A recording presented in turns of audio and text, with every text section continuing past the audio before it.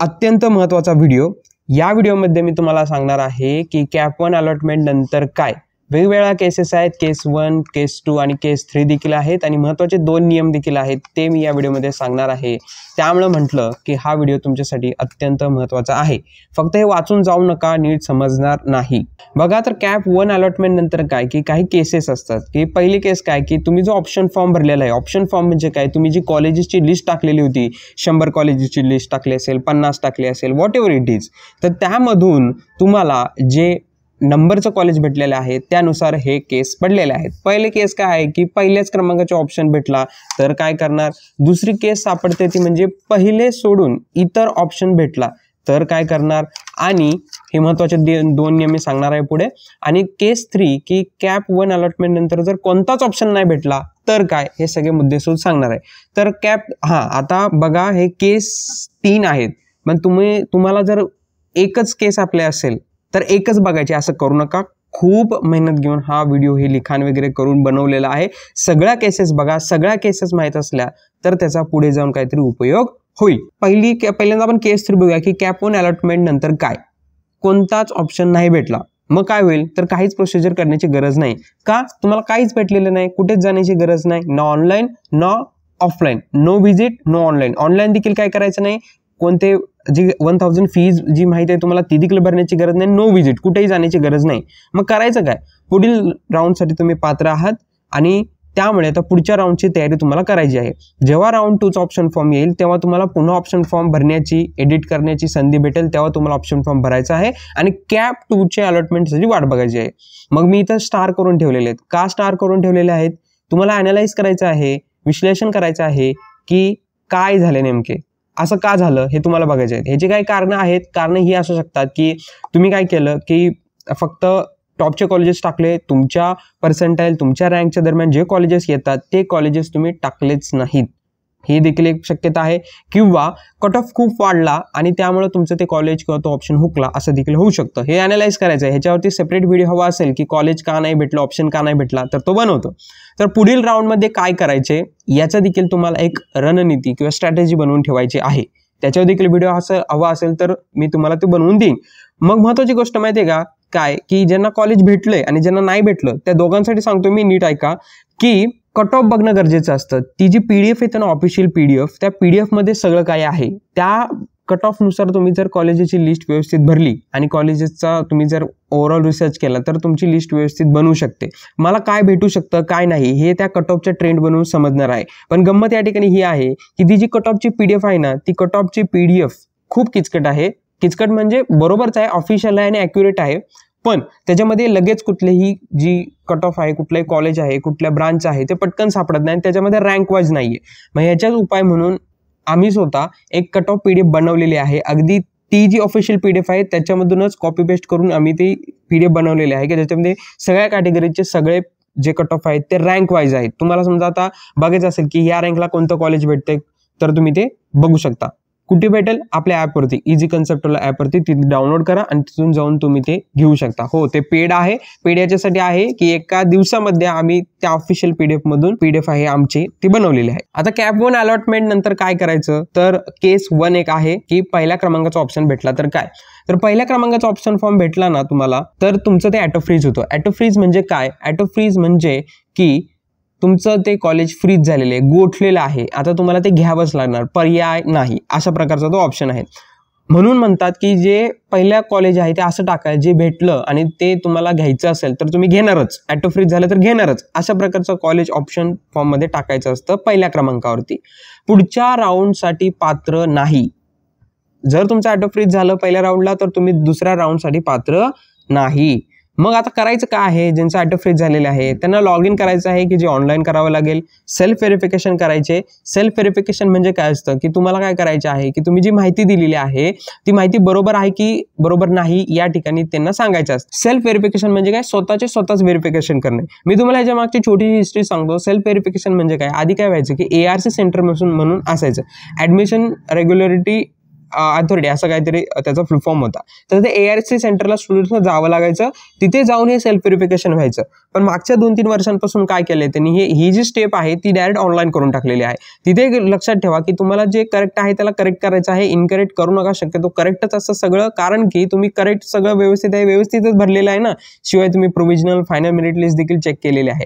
इथं चूक करू नका. इथं गंमत सांगतो, एखाद्या विद्यार्थ्याने काय केलं की त्या ठिकाणी त्याचं करेक्ट आहे पण चुकून इनकरेक्ट ऑप्शन चूज केला तर त्याची ती सीट जाऊ शकते, ऍडमिशन कॅन्सल होऊ शकतं. तर ही चूक टाळा. सेल्फ व्हेरिफिकेशन अगदी व्यवस्थित बघा. आपल्या युट्यूबर्सनी युट्यूबमध्ये अनेक व्हिडिओ टाकलेले आहेत, 3, 4, 5 जितके व्हिडिओ बघायचे तितके बघा सेल्फ व्हेरिफिकेशनचे आणि नीट सेल्फ व्हेरिफिकेशन करा. पुढची स्टेप काय असणार आहे की सीट एक्सेप्टन्स निवडा. आता सीट एक्सेप्टन्स निवडण्यासाठी तुम्हाला एकच ऑप्शन दिसणार त्या ठिकाणी, तो म्हणजे ऑटो फ्रीज. ऑटो फ्रीज म्हणजे का, कारण की तुम्हाला पहिल्याच नंबरचा ऑप्शन लागलेला आहे. तर ऑटो फ्रीज झालेला आहे. सीट एक्सेप्टन्सचा ऑप्शन व्यवस्थित निवडा. तुम्हाला फक्त तिथे एकच दिसणार ऑटो फ्रीज, बाकी काही दिसणार नाही. तो सिलेक्ट करा. ऑनलाईनच तुम्हाला 1000 फी 1000 रुपये भरायचे आहेत. त्याला सीट एक्सेप्टन्स फीज म्हणतात. ही नॉन रिफंडेबल आहे, पुन्हा भेटणार नाही आणि पुन्हा भरण्याची गरज नाही. आता पुढे आहे ऑनलाईन स्टेप आहे पुढची देखील, ती आहे सीट एक्सेप्टन्स लेटर डाउनलोड करा. हे एक स्टेप म्हणून त्या ठिकाणी दिलेले का, कारण की हे सीट एक्सेप्टन्स लेटर तुम्हाला त्या ठिकाणी लागणार आहे. ऍडमिशन घ्यायला गेलेल्या कॉलेजमध्ये ऍडमिशन मध्ये दाखवा लागतं की सीट एक्सेप्टन्स लेटर दाखवा, तर हे घ्या म्हणायचं त्यांना, हे तुमचं सीट एक्सेप्टन्स लेटर. हे देखील ऑनलाईन स्टेप आहे. आता काय करायचं, तुमच्या ऑनलाईन स्टेप्स पूर्ण झालेल्या आहेत. तिथे 4 हिरवे रकाने तुम्हाला तुमच्या डॅशबोर्डवरती दिसले पाहिजे. ते हिरवे जे बॉक्स आहे ते हिरवे झाले पाहिजे, म्हणजे कंप्लीट झाले पाहिजे. ओके, आता काय करायचं की सर्व डॉक्युमेंट्स आणि फीस तयार ठेवायची आहे. का ठेवायचे आहे, पहिल्यांदा तयारी तर करायला लागेल. फीज कोणत्या मोडने घेत आहे ते कॉलेज, ऑनलाईन घेत आहे, नेट बँकिंग घेत आहे, UPI घेत आहे का DDने घेत आहे का चेकने घेत आहे, व्हॉट एव्हर इट इज. तर ते तुम्हाला माहिती त्या कोऑर्डिनेटरला त्या कॉलेजच्या विचारायचं आहे. डॉक्युमेंट्स तयार ठेवायचे. डॉक्युमेंट्स म्हणजे काय की तुम्हाला ओरिजिनल डॉक्युमेंट्स सोबत न्यायचे आहेत, त्याचं व्हेरिफिकेशन होतं. डॉक्युमेंट्स सोबतच तुम्हाला त्या डॉक्युमेंटचे झेरॉक्स सेट देखील तयार करून ठेवायचे आहेत. ते तयारी झाली की ऍडमिशन घेण्यासाठी कॉलेजला भेट द्यायची आणि ही तुम्हाला ऑफलाईन एक्झॅक्टली त्या कॉलेजला जावं लागेल. समजा एखाद्या विद्यार्थ्याला CUP लागले तर त्याला CUP मध्ये जाऊन एक्झॅक्टली पुण्यामध्ये जाऊन कॉलेजच्या प्रिमायसेस मधून ऍडमिशन घेण्यासाठी भेट द्यावी लागेल. पुढे काय डॉक्युमेंट आणि तुम्ही आता कॉलेजमध्ये गेला, व्हिजिट केली, मग डॉक्युमेंट व्हेरिफिकेशन करतील ते कॉलेजवाले. तुमचा काही इंटरनल फॉर्म असेल त्यांचा कॉलेजच्या सिस्टममध्ये ऍड करण्यासाठी तो भरून घेतील. फीज मेन म्हणजे फीज घेतील. मग ते तुम्हाला फीज जे मोड असतील त्या पद्धतीने फीज द्यावी लागेल. समजा तुम्हाला कन्सेशन हवं असेल की मला अर्धी फी भरायची आहे किंवा फुल फी चे इन्स्टॉलमेंटमध्ये हवे आहे, ते सगळं तुम्हाला त्या ठिकाणी करावे लागेल. ह्याच्यासाठी काय असतं की जिथे पण तुम्हाला ऍडमिशन भेटेल ना, त्या कॉलेजचे जे अथॉरिटी असते किंवा प्रिन्सिपल किंवा ऍडमिन त्यांच्याकडे जाऊन रिक्वेस्ट द्यावी लागते, लेटर द्यावं लागतं ऍक्च्युली, आणि ते लेटर देऊन तुम्हाला ते इन्स्टॉलमेंट देऊ शकतात. सगळं झालं की ऍडमिशन तुम्हाला कन्फर्म घ्यायचं आहे. इथे ऍडमिशनचा एक महत्त्वाचा मुद्दा आहे. ऍडमिशन कन्फर्मेशन लेटर एक जनरेट त्यांच्याकडून होतं, ते तुम्हाला घ्यायचं आहे सोबत. ते लेटर तुम्हाला कामाला लागेल, ते घ्यायचंच आहे, घ्यायचंच आहे. ते देतीलच तुम्हाला, पण लक्षात ठेवा ऍडमिशन कन्फर्मेशन लेटर हे घ्यायचं आहे. हे भेटलं म्हणजे तुमचं जे ऍडमिशन आहे ते झालेलं आहे. पुढील 2, 3, 4 राऊंडसाठी तुम्ही पात्र नाही, पण स्पॉट राऊंडसाठी तुम्ही पात्र आहात. आता ज्यांचं हे होतं सगळं की ज्यांना पहिल्याच पसंतीचं क्रमांकाचं ऑप्शन भेटला आहे त्यांच्यासाठी ठीक आहे. ज्यांनी यांच्यासाठी ऍप्लिकेबल नाही तरी देखील त्यांना हा व्हिडिओ भेटला, त्यांचे खूप खूप अभिनंदन. आता आपण बघणार आहोत की दुसरी केस की कॅप 1 अलॉटमेंटमध्ये जर पहिले सोडून इतर ऑप्शन भेटला तर काय.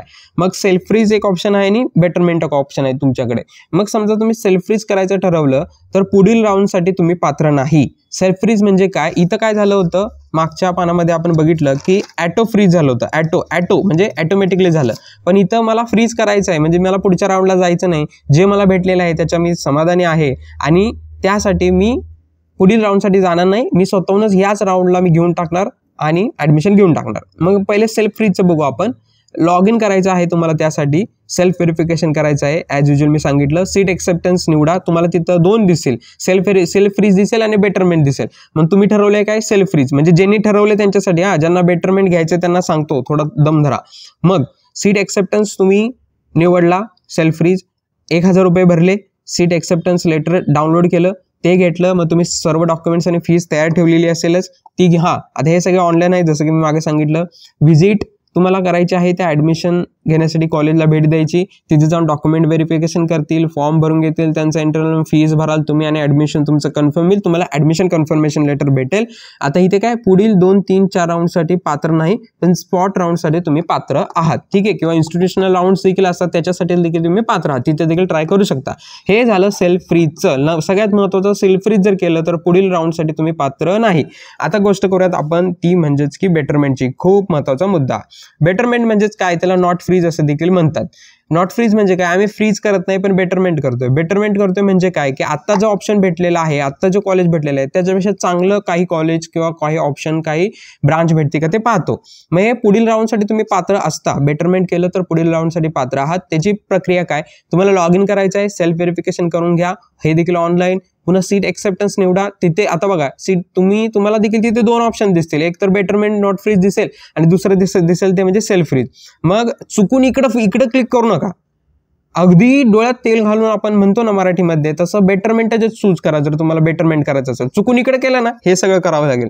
त्यापेक्षा तुमचं जर ठरलंय की बेटरमेंट करायचं आहे तर बेटरमेंट करा. मला आणखी दुसऱ्या राऊंडला जायचं आहे, आणखी काही चांगलं भेटतं का हे बघायचं आहे, मग तुम्ही बेटरमेंट व्यवस्थित तुम्ही निवडा, सीट एक्सेप्टन्स निवडा आणि 1000 रुपये भरा. सीट एक्सेप्टन्स लेटर डाउनलोड करा.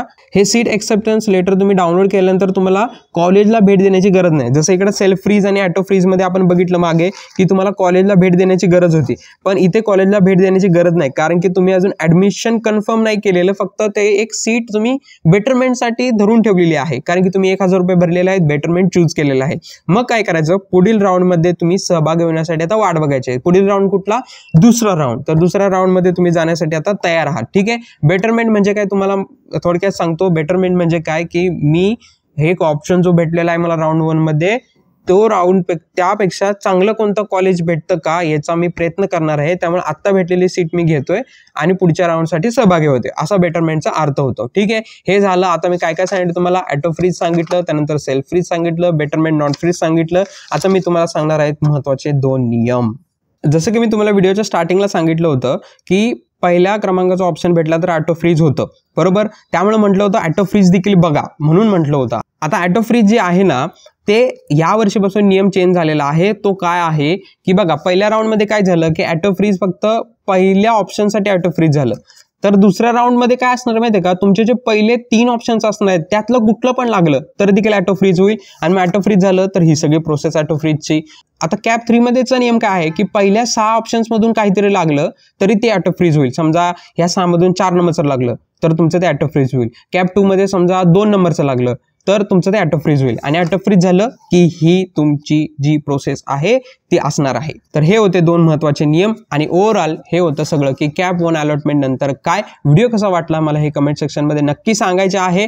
कसं समजवण्याची पद्धत आहे ते देखील कळवा आणि पुढचा व्हिडिओ कोणत्या टॉपिकवर बनवायचा ते देखील कळवा. मी आपल्या ॲपवरती जे आपलं कट ऑफ PDF आहे ते अगदी मेहनत करून तुमच्यासाठी रँक वाईज बनवून ठेवलेले आहेत, ते एकदा बघा. त्याची लिंक डिस्क्रिप्शन बॉक्समध्ये देत आहे. आपण भेटूयात पुढच्या व्हिडिओमध्ये. Start and just do it. Very all the best.